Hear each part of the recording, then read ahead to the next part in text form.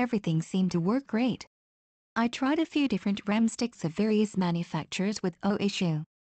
I threw in an old Athlon X2BE2350 45W processor, and it fired up just fine.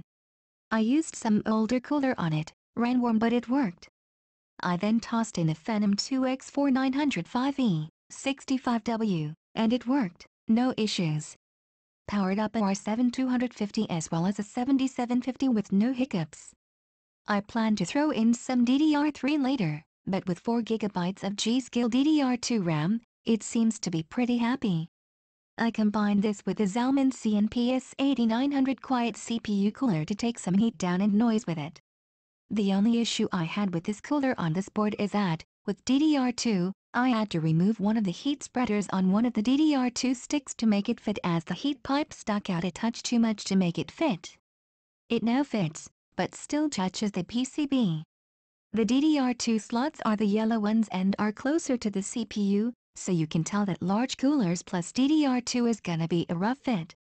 Not too big of a deal, but keep that in mind. Some other downsides to this board: no SATA 3, no USB 3.0.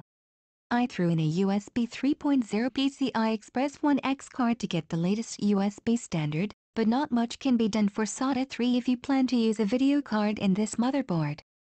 Altogether, though, you are paying a great price for a motherboard that supports older CPU architecture.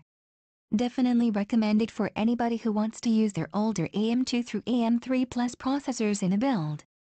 I didn't see any need for anything more powerful to run things like emulators and XBMC in a HTPC build, but you wouldn't be looking at this board if you needed more.